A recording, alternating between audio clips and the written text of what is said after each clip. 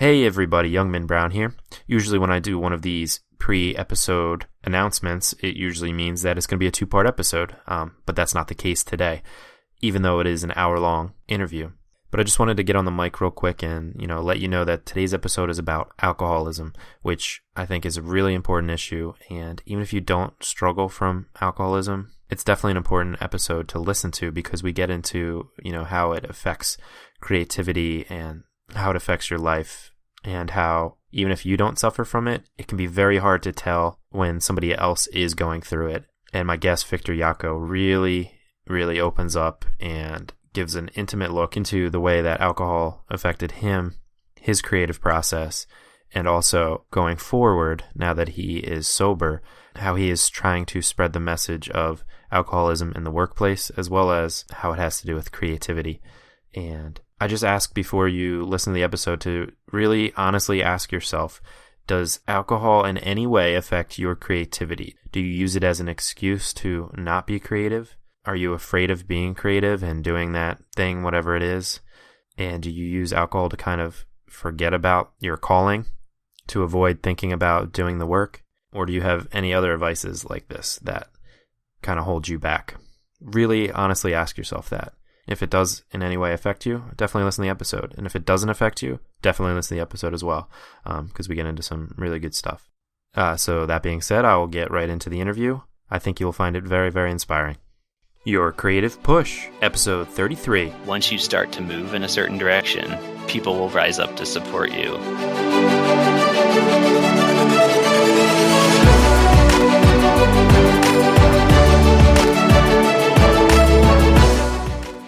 Welcome to Your Creative Push, the podcast that pushes you to pursue your creative passions. I'm your host, Youngman Brown, and my guest today is Victor Yocco. Victor is a research director at a Philadelphia-based digital design and development firm. He regularly writes and speaks on the application of psychology to design. Victor is the author of Design for the Mind, an upcoming book on the application of the principles of psychology to design. Victor, tell me what I missed in that intro and maybe give us a peek into your personal life. Sure. Well, thank you for giving me such a wonderful intro. And I guess something that I would add to it is that most of my success around writing has come in the last 2 years, and that's coincided with my decision to become sober.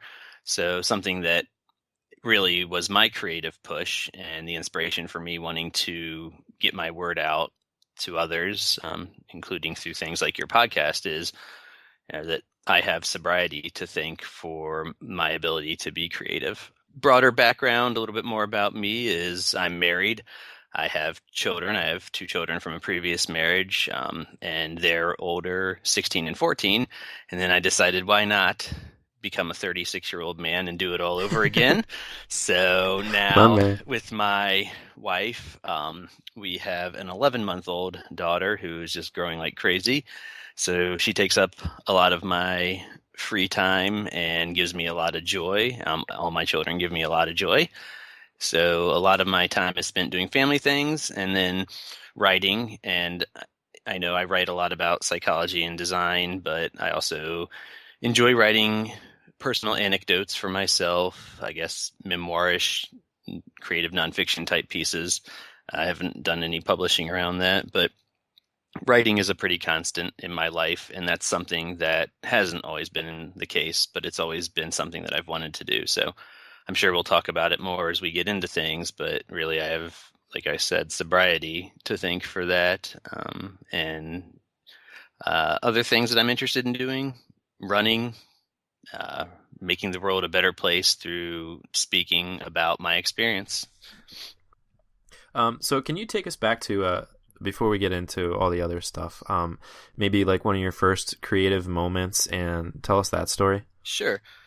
Well, I guess I'll give you some backstory on me. My creativity is all around writing. I don't draw, I don't have any real visual design skills. And so I've always felt like I'm very connected with the written word. My mom was a real advocate of reading and writing. She handed me a journal from about the time that I could start walking and writing, and expected that I was going to document the things going on around me in life.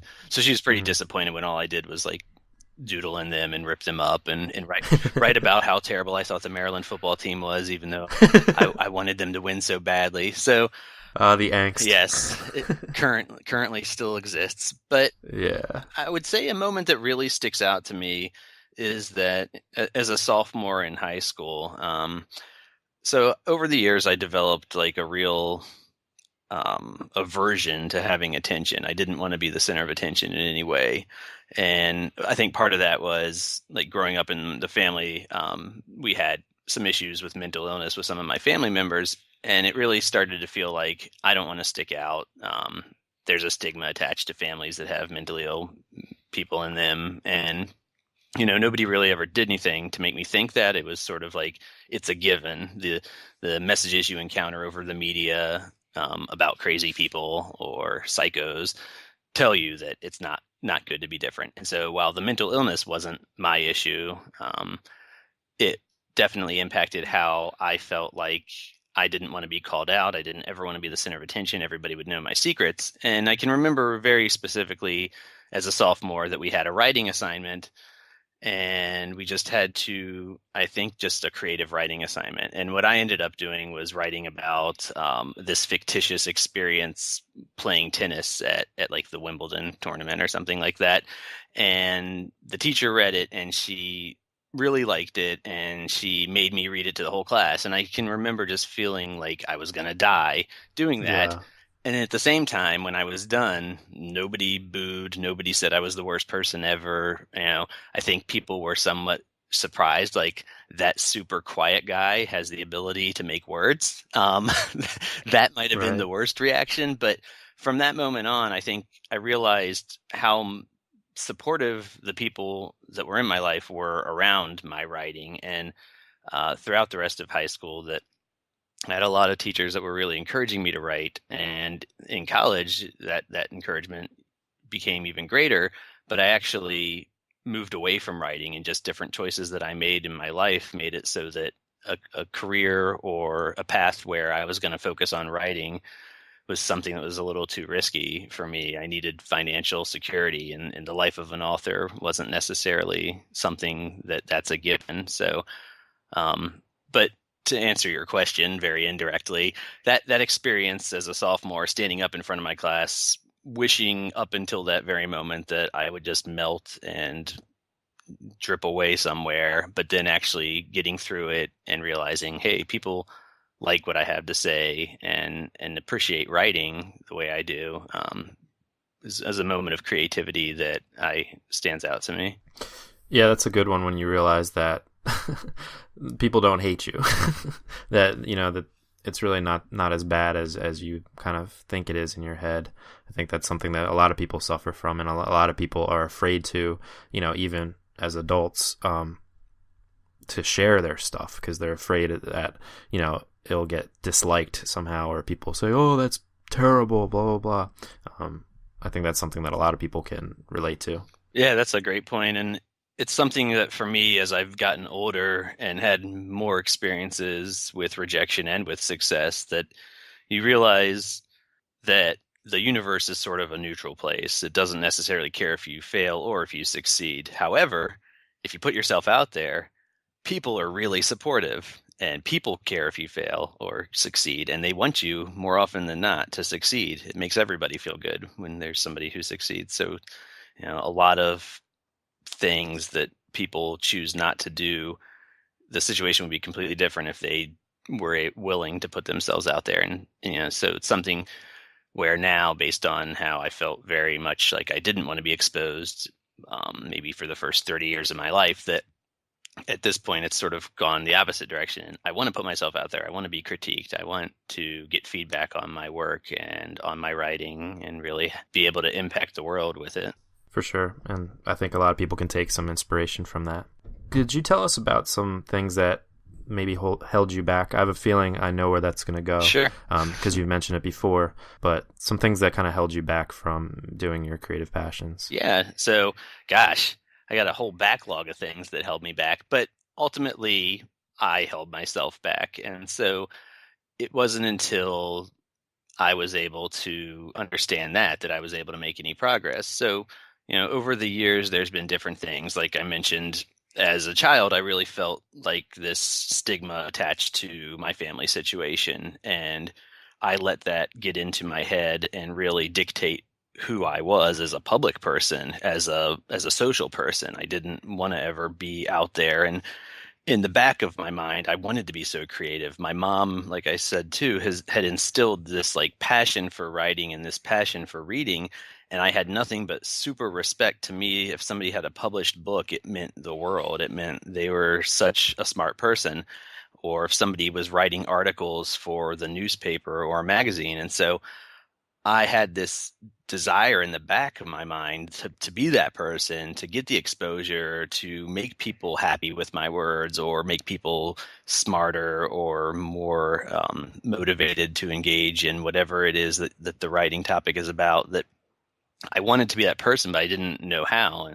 So really my attitude around just being exposed was something that held me back for a long time. But then possibly related to that in terms of a coping mechanism, my use of alcohol over the years has always been abusive. And looking back at it now, it's not something you realize on day one that, hey, I have a problem and I should put this down immediately. But it took me 15 good years to realize that. And going back to probably when I was 15 to 16 years old and getting drunk for the first time and just having no breaks at all, so to speak, of on limiting how much alcohol I would consume when I would start to drink. That's a good warning sign right there. Not being able to have any moderation. But alcohol really didn't play a huge role in my life. I was fairly dry growing up as a child, occasionally sneaking a beer or something. My parents didn't drink, so that made it easier. But when I would get around other children or other peers who had access to alcohol and drinking would be something that we were doing, I was always the one drinking the most, getting the craziest, doing absolutely ridiculous things that should have and could have ended up in severe injuries.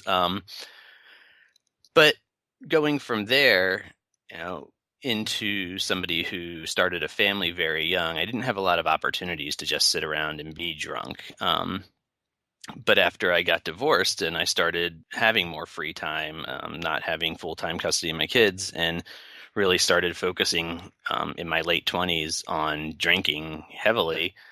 And part of it was a way to kill time in between the days. So I was going to school to get my PhD. I was working a couple different jobs at once and trying to see my kids as often as I could, but still sitting home at the end of each day alone with my thoughts. Like I just needed to calm them, it seemed like. And having this ritual where I would drink and drink until I basically passed out became something that was very common. And the interesting thing is so that was maybe when I was 27, 28 years old, that almost on a nightly basis, I would go into this ritual that was purely self-destructive. And on my way to passing out, I would always have this thought of, well, tomorrow it'll be different. Tomorrow I'm going to start writing that book. And that whole, through everything that I went through in my 20s, I didn't write a single word outside of the required writing for school projects. I wrote some papers and some articles in my freshman year of college, and I had one of the professors literally following me around campus telling me, you need to change your major to English. You need to join this group that edits papers and publishes a journal on campus. And I just kept telling him, like, you're full of it. My life isn't a writer's life. I enjoy writing. I appreciate the fact that you think I'm good at it. But in the back of my mind, I was like, oh man, to be an author, I don't think I even have the ability to do that. Like, I'm not worthy of that. And so to go then maybe 5 or 6 years without writing anything outside of academic papers and starting to become problematic with my use of alcohol, but having that urge coming back of, I want to write, I should be writing. It was something where it was very conflicting because the drinking was preventing me from writing. But in the back of my mind, I felt like the drinking was inspiring me because I would have these thoughts at the end. Oh, you should write. I want to write. But I would wake up with not another word written and not realize that the alcohol actually had to go for me to move forward.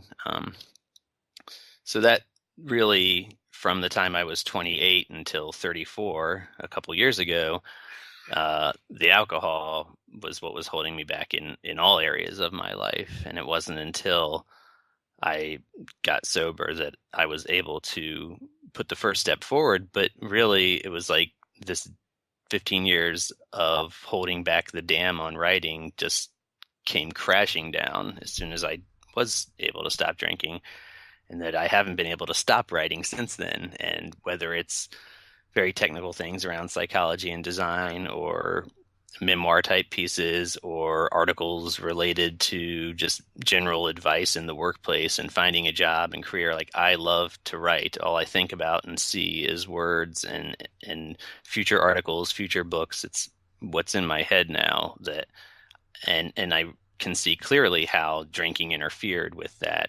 It wasn't spurring me into being a creative person. It was actually completely preventing me from being creative. Wow. Thank you for being so honest with us. I really appreciate that. And I think a lot of people, more people than you'd think, can relate to that. I certainly can.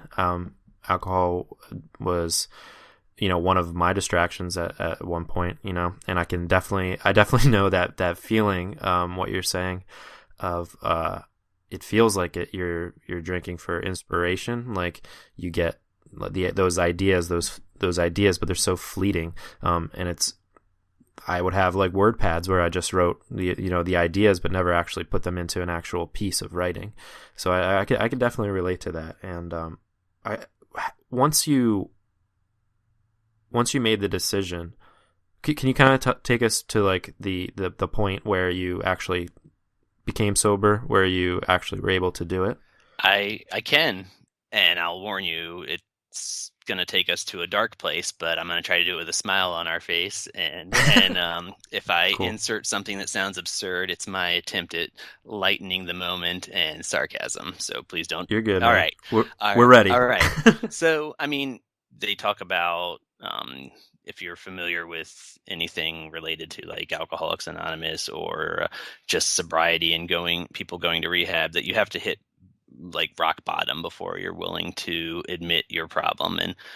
And looking back, I realized that that's what I did, and you don't realize it at the time. It's absolutely crazy, because no matter how much people say, probably if anybody is suffering issues the way I was, and you hear me say it, it's really hard to see yourself hitting rock bottom while you're doing it. But I was living with my fiance, and we were both into drinking, and it wasn't anything where I blame her or she was promoting me drinking or forcing me to drink, but our lifestyle was set up around drinking. So wine and beer after work, wine and beer all weekend long.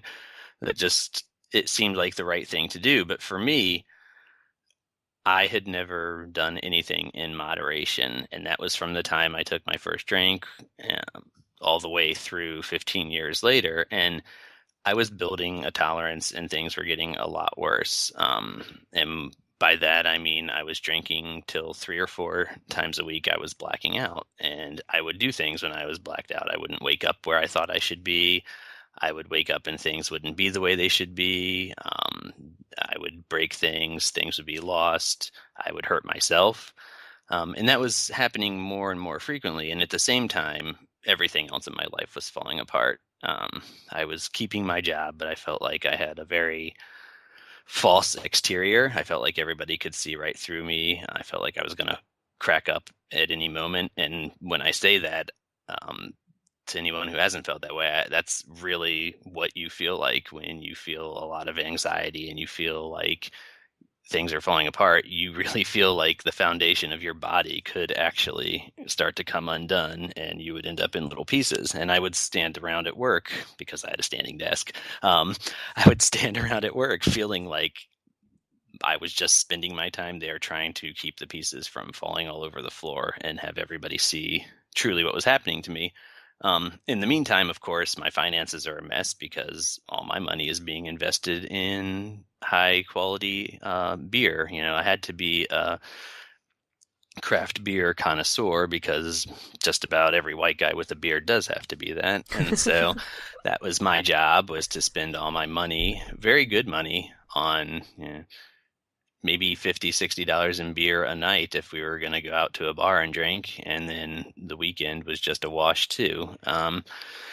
So my finances were a mess. Obviously, that with the blackout drinking, with breaking things, with being a horrible person, my personal life was a mess, but I was still with my fiance, and we were trying to make it work. We were going to counseling, and any money that I had that was left over was going towards counseling. And the horrible thing when I think about it now is that the counseling was completely worthless. I might as well have just mailed the money to somebody who needed it, because until I stopped drinking, none of it mattered. And the counselors were essentially saying that, and I wasn't listening.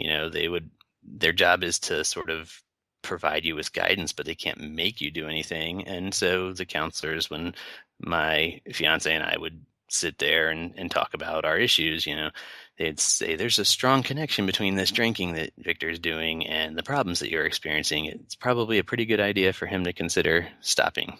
And, I started to make these little half commitments of, I'll drink less and I'll try to just have a couple beers. And finally, I can't remember all the very specifics that led up to it, but I'll just get to the point of when I realized I had to become sober, was that the agreement was I was going to stop drinking. And like I told you, I like to run. A friend invited me to what was called a hash run, and basically you run around a neighborhood to different chalk marks. But the whole point really being that it ends at a bar and everybody gets obliterated or as drunk as they want to. You pay money at the beginning, and all that money goes towards buying as much alcohol in the end as possible. And I had gone out without my wife to do this, or without my fiance. She's my wife now, so the story has a happy ending for me, at least. Yeah. But Spoiler alert. yeah, we're married. She lost.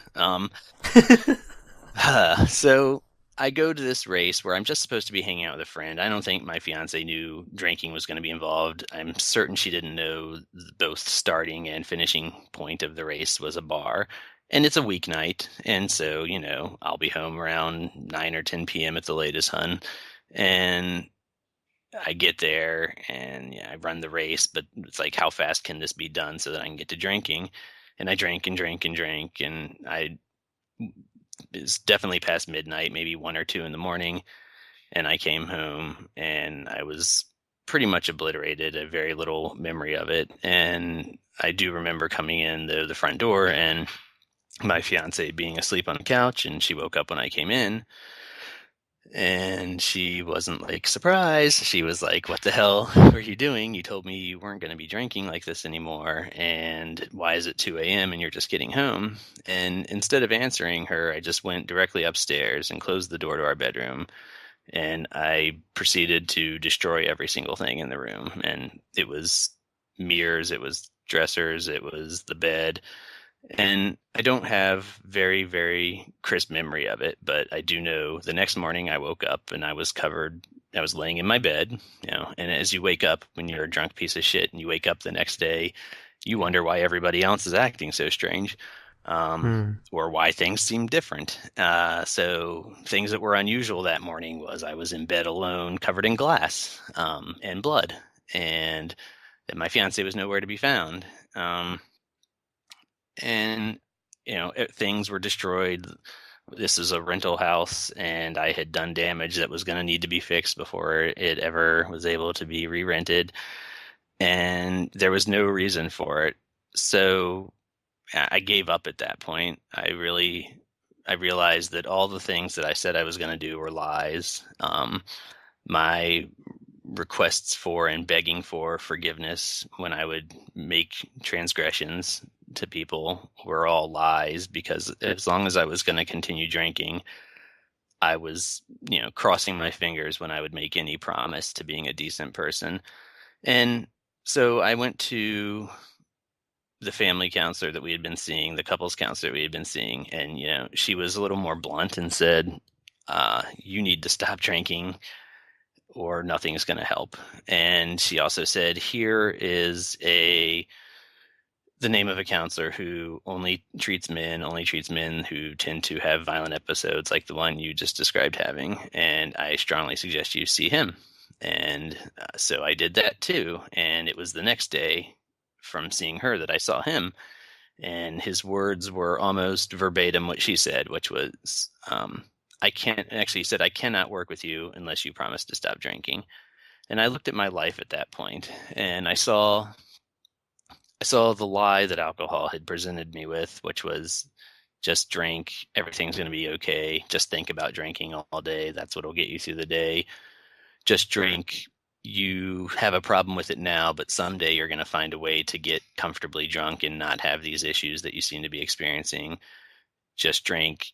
You'll have a zero balance in your bank account and all broken furniture to replace, and a fiance who feels like she has to seek sanctuary somewhere else in the middle of the night, and lives of children that you're ruining. And then I looked at the other side and saw, two counselors saying, "I can't work with you until you stop drinking." But the word was, you know, I, until you stop drinking, meaning if I did stop drinking, they could work with me. And I wanted to know more. I wanted to know, what would that look like? What would it look like to have a life where I'm not drunk all the time? What would it look like to have a life where I'm rebuilding things? And so I decided that day, sitting in front of that second counselor, that that's what I was going to do. And it wasn't easy. I didn't enter treatment in terms of being at like a facility all day, but I promised to go to 90 straight days of AA meetings, 90 or multiple times a day.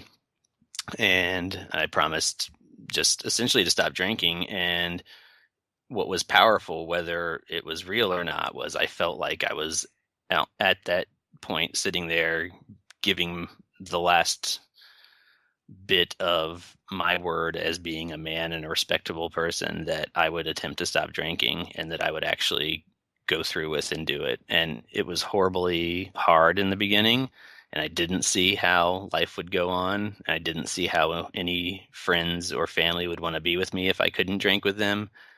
And I felt 10 times the amount of stigma that I probably felt growing up with mental illness in my family. But it was so worth it, and I have it to thank for everything. And I really did then start to turn into my creativity became, well, if I can't get drunk all day long, I can certainly write all day long. If I can't sit around at night drinking beer and getting drunk, why I can still sit around. I can write on my laptop, and I can start pitching articles to different publications. I can start to document my ideas and my thoughts while I'm going through this process. And so fast forward a little bit to when I was coming up.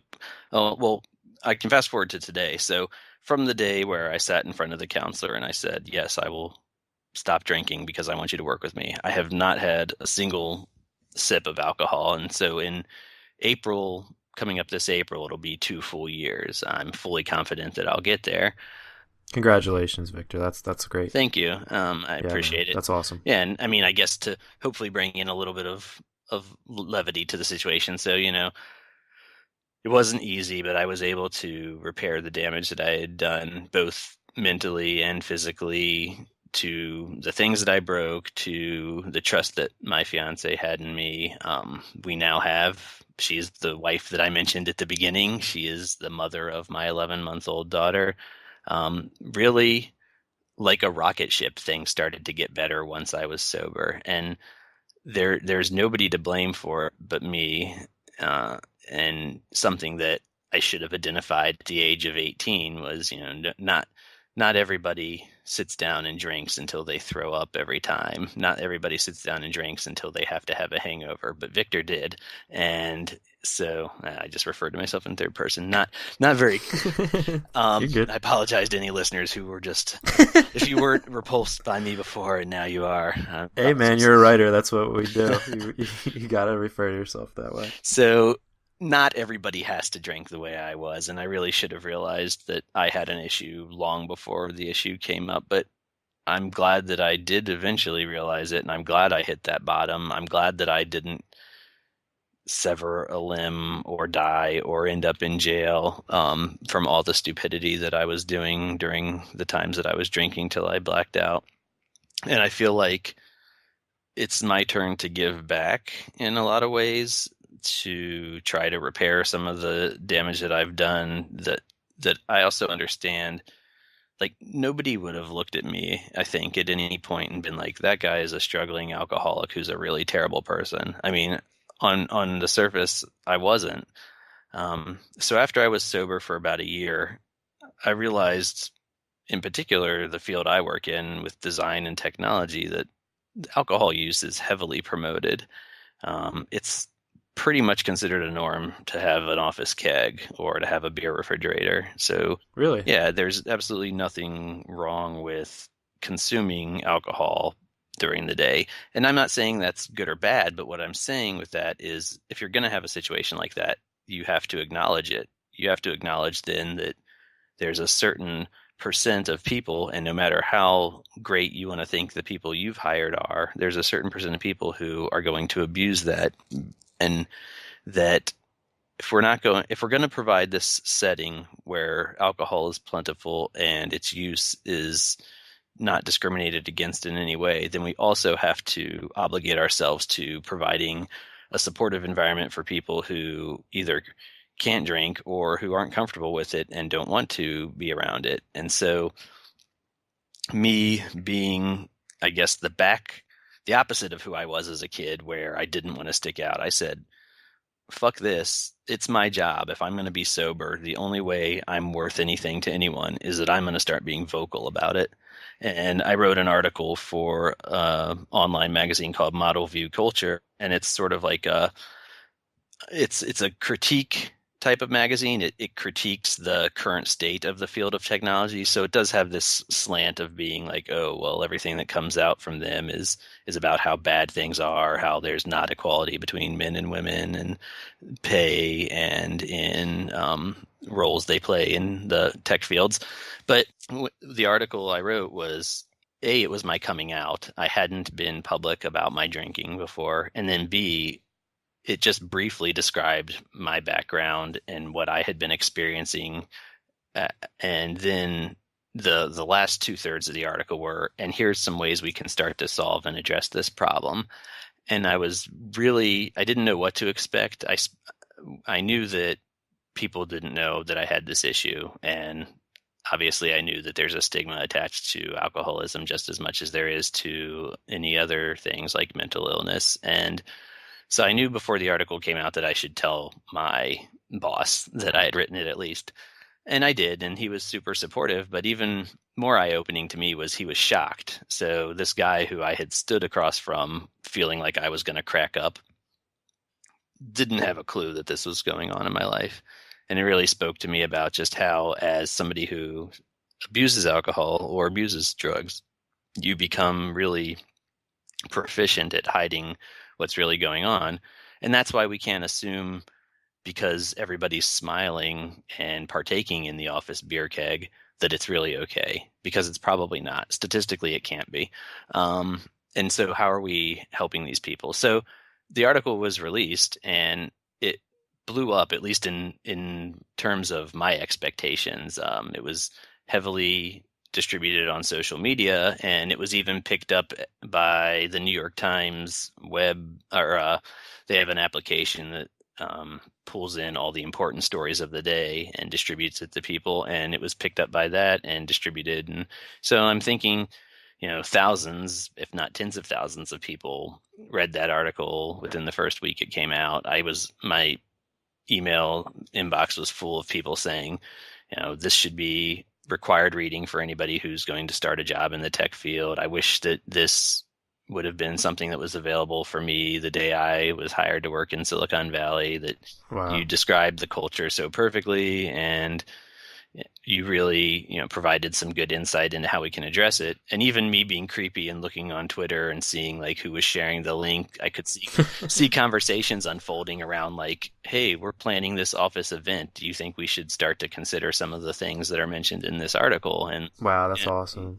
for me, my fear, or my biggest thought in releasing the article was like, people are going to make fun of me. People are going to tell me that I'm weak. And then when exactly the opposite happened, and like people were saying, oh, you're strong, you're pointing us in the direction that we need to go, that inspired me. And then also an editor from an online magazine, Vox.com, I guess it's more like a news source, that she reached out to me and asked me to write a follow-up article where I would be more critical of just workplaces in general and not so focused on the tech industry. And that actually ended up being an article about how I felt over the course of a year of sobriety in an office setting where alcohol use was just something that was a part of daily business. And so that article was also pretty heavily shared, and I got a lot of follow-up email, and a lot of people who work in rehab industry type settings reached out and said, this is a good story. It's something that we're sharing. So I feel like through that, I was able to start to atone for some of the things that I've done. And moving forward, it's things like talking on this podcast. It's things like I have a presentation that I'm giving at Drexel University in Philadelphia in April that will be essentially the topic of my articles, condensed into a public speaking event, which for me is pretty exciting and scary because I haven't done anything public in terms of speaking. I do present at conferences frequently, but it's more around the idea of applying psychology to design, the idea of critiquing my field and telling people that they need to start considering how they talk about and how they offer events related to alcohol is not something that I've done in a open to the public setting yet, but I'm looking forward to it. And, I hope that if people show up with differing opinions that we talk about it. And that's my purpose, is to have a conversation, is not to, I don't believe in prohibition. I don't believe that everybody should be stone cold sober. I really believe in one of the smallest principles, just being, if we're going to have settings where alcohol use is promoted, we also need to contrast that with simple phrases like, and it's okay if not everybody drinks. We're not going to act like we're interrogating you over why you're not drinking. Or if you want to come to this event we're holding at a bar, seltzer water and soda will be available as well. And hey, there's no reason not to come. So it's little things where you show you're aware that not everybody is a one size fits all when it comes to drinking alcohol, that I feel like we need to do a much better job at. Stop describing our conferences as parties in disguise, and when we know the word parties means let's all go to the bar and get drunk. Stop complaining about harassment taking place at your conference when you pump people full of free beer. You have to address that first. And so those are the types of things that now I'm reaching out about. So I hope I didn't stray too far from the topic of creativity on that. No, I don't think you did. And well, there's a lot of things I want to get to, but by the way, all those links to those articles will be on the show notes page at yourcreativepush.com/Victor Yocco. So first of all, congratulations, not only on your sobriety, but on, kind of like really blasting off, as you said, kind of rocket shipping in your entire life and in your career as well. So one thing that I wanted to touch on was, I think that not everybody who drinks, needs to black out or pass out or throw up or do, terrible things while they're blacked out, hurt themselves or hurt others. I think that just because you don't black out, it doesn't mean that it's necessarily not a problem for some people. Like when I was using alcohol, I was using it as a distraction almost. I wasn't blacking out or anything like that, but I was still spending my time sitting there drinking instead of like doing work. What advice would you give to people who, don't necessarily want to hit rock bottom in order to kind of stop drinking, but what advice would you give to them to kind of realize that what they are doing is a distraction and kind of a problem. Yeah, that's great that you bring that up, because it's not always the punch in the face that necessarily means your alcohol use is a problem. It can just be the fact that it's distracting you from being the best version of you possible. So I think that for me, one of the first steps was finding support. And I don't advocate any one specific avenue. So I used AA because that's what my counselors suggested, and I found that to be really successful. But if you have a good group of supportive friends and you just tell them, well, I can't speak for other people, but if I would have to think that if you ask your friends for support, they should be able to give that to you. If you don't feel like you have friends that can support you, counseling, AA, there's 1,001 different support groups, and they aren't necessarily aligned with certain religions or certain core beliefs that you might feel conflicting. And even if you look at the structure of AA, the meetings themselves, there's agnostic and atheist meetings. So people sometimes feel like, well, this is a cult or this is very focused on Christianity. It's not necessarily true. There's AA meetings where LGBTQ is the focus of the people that attend, or just different meetings where maybe it's all women or all men, depending on what you're comfortable with.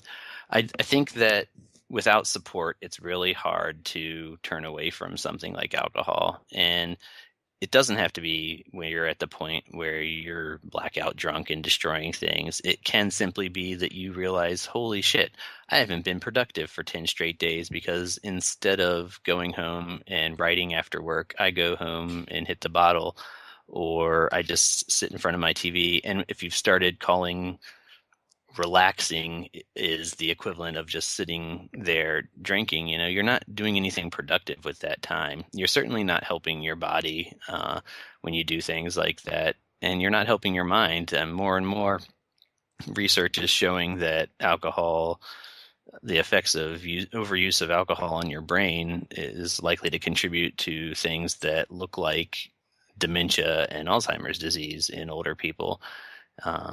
So you're not helping your creativity in any way. I understand the thought behind alcohol being a creative stimulant, and I understand that I haven't been able to experience this very often. I usually flew straight from sober to super drunk, but I understand that there is a sweet spot where you feel like your inhibitions have been relaxed, and that's what we often mistake for feeling more creative. Is I feel less afraid about putting myself out there. So if you have a beer or two and your inhibitions are reduced, and you might float an idea out there or draw up something that normally you might feel a little bit apprehensive about doing because of the criticism you would receive, and it works, well, then all of a sudden you're mistaking your reduced inhibition for you're giving the beer all the credit. So really it was that you were able to overcome your fear of putting yourself out there, and the beer contributed to that. But you don't need the beer to do that. You honestly just need the right mindset, and to understand that no matter what, if you put something out there, you're subjecting yourself to critical feedback. And if you're being creative, you're going to subject yourself to even more feedback that's probably critical, because people have trouble when they encounter creativity at first. It isn't until something that's considered very creative starts to become more normalized by people accepting it, that it feels easier to put things out there. So I feel like the thought being that there's some level of creativity that goes hand in hand with abusing alcohol is it's completely wrong. And you don't have to drink until you're blackout drunk to feel the negative effects of drinking. But to answer your question more directly, the first thing I would do, and the thing I think is most important for succeeding if you want to stop drinking or do anything else that's really positive, is finding support. And there's so many other ways to do that too. You could listen to this podcast or one like it on a daily basis. I think that what you're doing is a way of actually offering people support. People can hear from their peers how they've been able to push themselves creatively. And so that's something where you wake up in the morning, if you're alone, you can listen to this podcast or something else, and you can feel supported in what you go about doing. So it's really finding support systems and then finding other things to do, right? I replaced drinking with writing. Imagine if you do go home and you spend too much time drinking or too much time having consumed a few drinks and then just doing nothing. Imagine if you could take all that time and then turn it into productivity time. And let's say that you think, well, that's bullshit. I know that if I'm not drinking, I'm going to have to do things like make dinner and take the kids to practice or whatever. All right. So let's say you take a quarter of the time that you spend drinking and doing nothing after that, being productive on your what you're wanting to be creative about. That's probably an infinite amount more time that you'll spend being productive on that creative endeavor than you would have if you just decided, no, I'm going to drink again. That's my outlet. That's how I let off steam. Yeah, and I think that I think that's hard to do at first, probably, but once you actually spend the time being productive, you actually produce something. And I think that actually seeing something that you've made, that's a tangible thing that you can either hold in your hands or read over again, like a finished piece of work. I think once you create that, it's kind of an addicting thing in itself, because you want to create that again. You want to have that same feeling. So I think that it makes a lot of sense to replace the drinking with the creativity as you've done. Yeah, and I think you bring up a good point. If you might not see immediately the result of, well, I stopped drinking and I didn't get a book published the next day, it's that you're right. That's not going to happen. And so you can say I'm full of it. But what did happen was I grew confidence. What did happen was I started to write things that were a heck of a lot more coherent.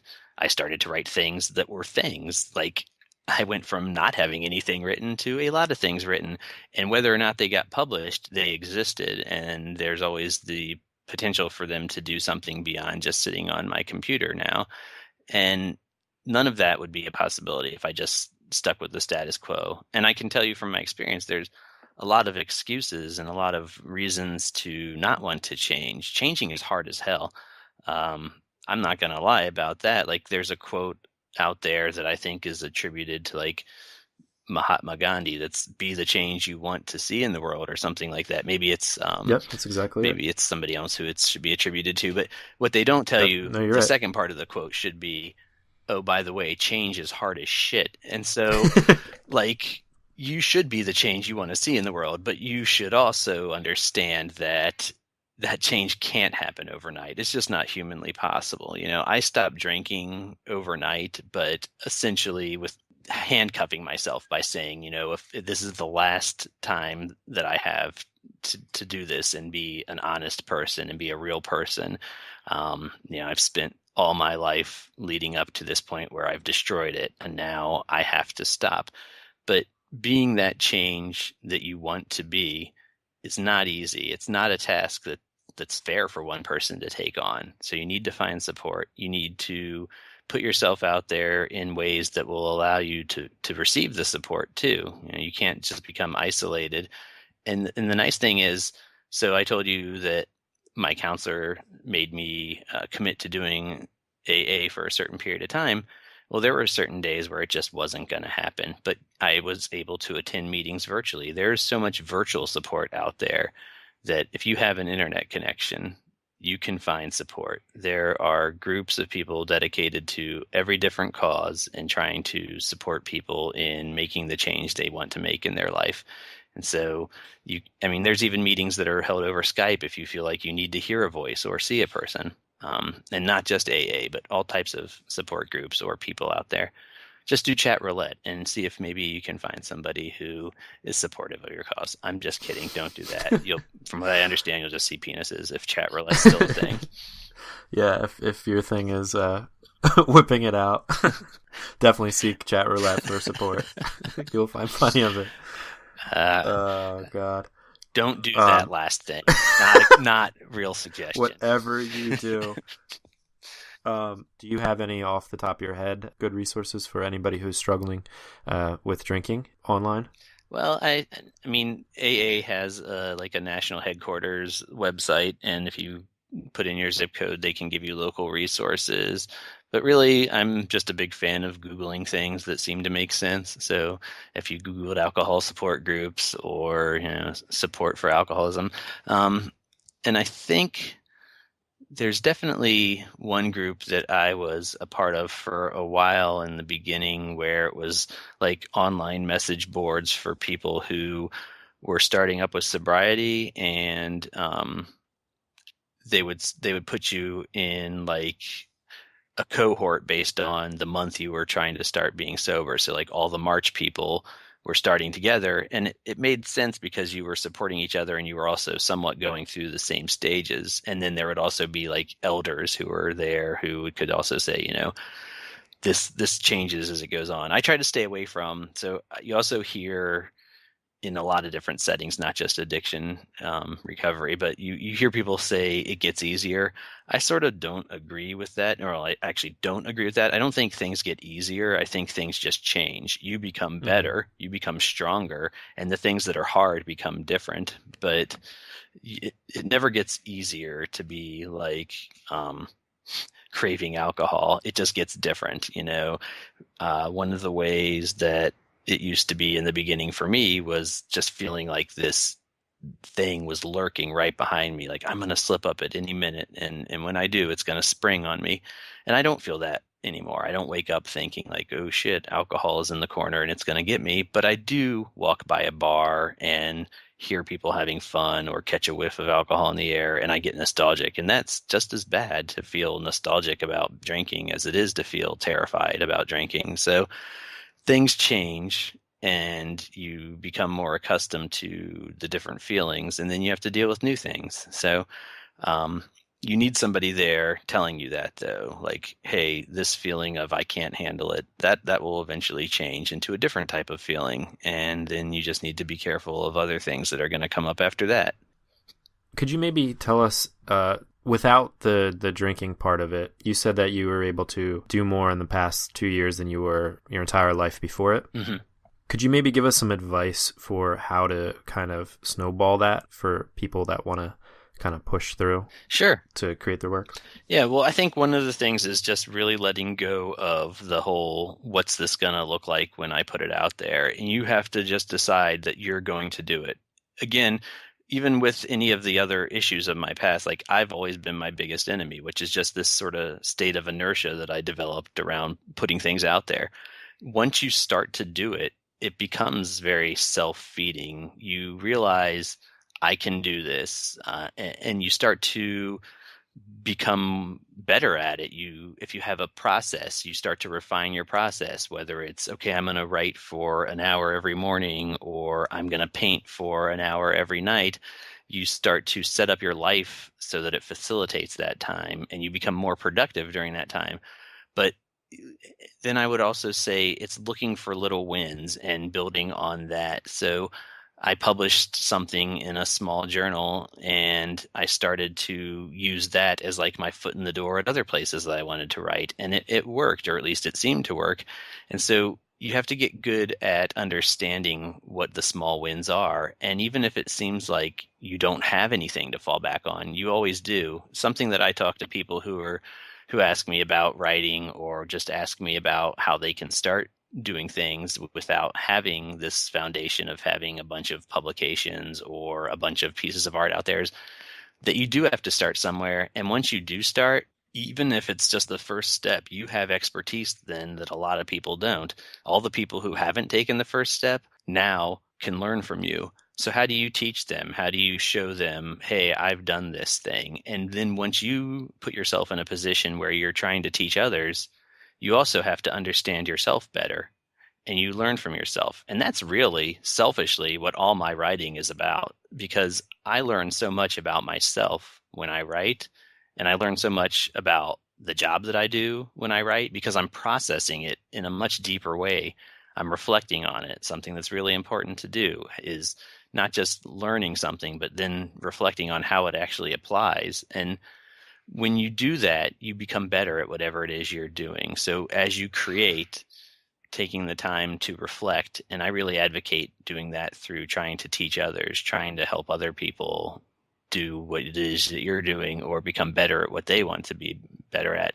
And all you have to do, in my mind, to have that qualification is to have started doing it yourself. And you can start to show all the people who are sitting on the sidelines but wanting to be in how they can get up and do it too.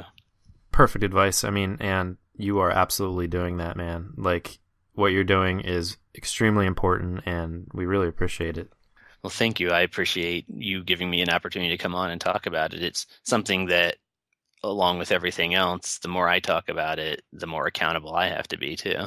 Absolutely, yeah. Make yourself more accountable, and you make yourself kind of an expert in the field, although if there's such a thing as an expert in going through what you went through. But it's the unfortunate expert or something like that. Something like that. But I think I think that what you went through, a lot of people, many more people than you would think, go through that. Like you said, like the person at the office that, you know, wants to be a part of it but doesn't want to like admit it, you know? It's so hard. Yeah, you feel completely alone when you're doing it. And like I said, it took me a full year to realize, like, this isn't just about me. I need to start giving back because people exist who are in my shoes where I was a year ago, and they're living a life of hell, and they don't have to. And I can't make the change for them, but I can certainly make other people aware. And I think that that's a critical step in the right direction, is that we have to understand, you know, our best friend could be going through this and we don't even know. Absolutely. Like you said, your boss was shocked. Yeah, absolutely. He's like, I'm just shocked that this was going on directly in front of me. All right. Well, before we end, I like to do our final push. And this is where I ask you to reach through the microphone and grab the shoulder of somebody that you've already inspired today or already started to help today, and really give them that push into doing their creative action. All right. Well, I will do my best to do that. So I've already covered it, but I'll emphasize that I think it's just so critical.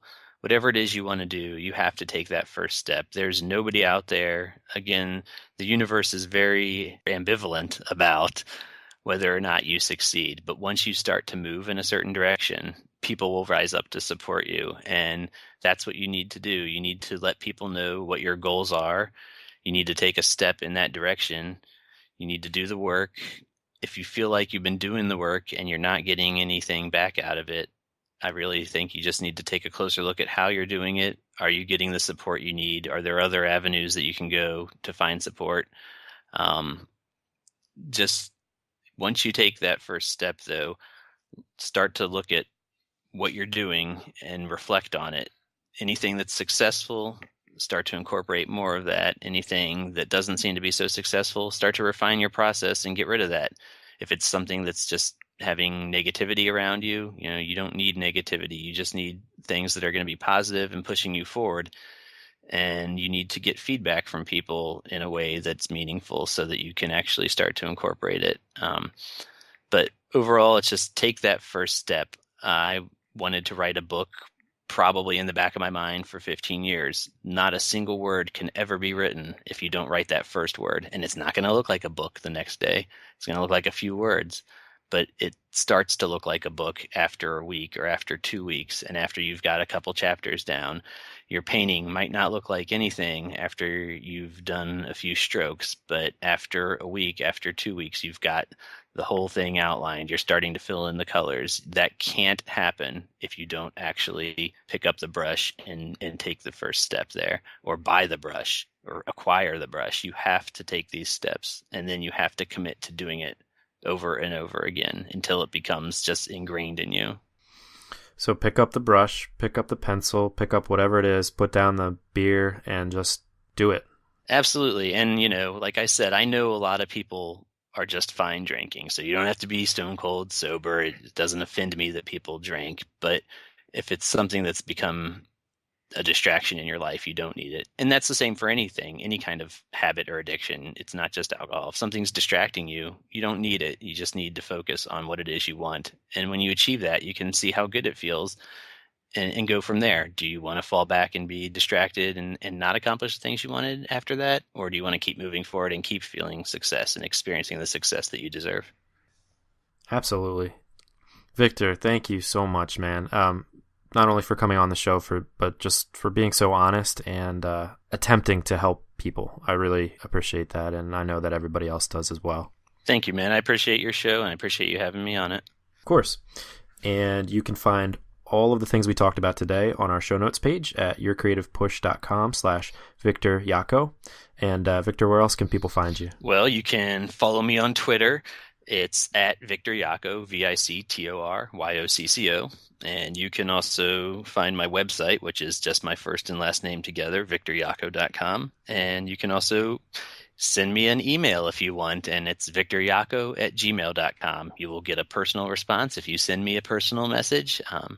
But really, I hope that this does inspire some people to either make some changes or just maybe you don't need to change anything, but you actually need to take that first step. And if I can be a part of anything like that, then I feel so satisfied and happy that I was able to speak today and be in people's ears. Well, we certainly appreciate you being in our ears. Victor, thank you so much. Good luck with the running and good luck with everything, the new baby and everything else, man. I appreciate it, young man. Good luck with the podcast. It seems like it's kicking ass. I see the ratings going up. There's 5 stars all the way. So yeah, good job. Thank you, man. Appreciate it. All right. Cheers. Just a huge, big, massive thank you to Victor for coming on the show and kind of so bravely, sharing his story. That's not an easy thing to do. It kind of transcends the whole discussion of creativity. Well, I mean, it kind of does, but it kind of doesn't as well. Because a lot of the conversations we've had on the show about not incorporating creativity in your life has to do with exactly that. Kind of pushing this thing off, this thing that keeps nagging at you to create and pretending that it's not at the forefront of your thoughts. It can be the same way with alcoholism, either within you or within someone you may know.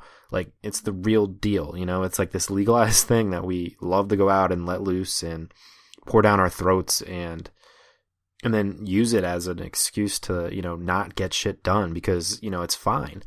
It's fine. There are commercials for it, so it's fine. Get trashed and forget your problems. I've fucking been there, so I know it's the real thing, and for some people it can be even more of a major thing. But even if you are nowhere near rock bottom and you doubt you will, ever get to rock bottom where your life, falls apart,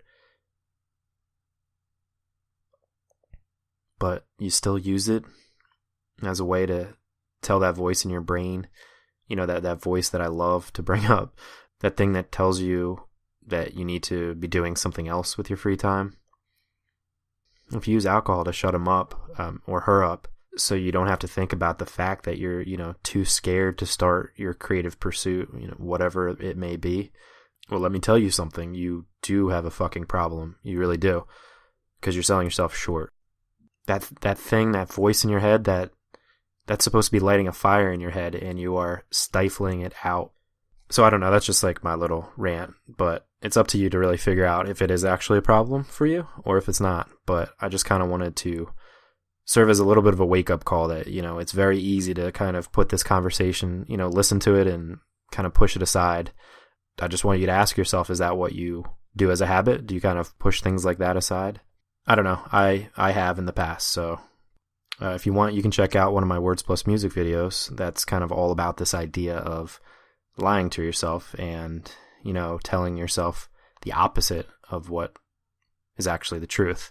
And it's actually all about alcohol. So you can check that out, yourcreativepush.com/good, GOOD, because it's my music video for James Young's I'll Be Good. And if you are interested in Victor's articles and his upcoming book, I highly suggest you go to the show notes page to check that out. yourcreativepush.com/Victor Yocco, YOCCO. Both of his articles are there. I read them both, and they're both very well written and very compelling. Especially if you dug what he said in this episode today, you should definitely check them out. And you can also pick up his book. The link will be right in the show notes page, and he's given me a coupon code that you can get 39% off of it. The coupon code is YOCCOPCYCP, and all that information will be at the show notes page for you to check out.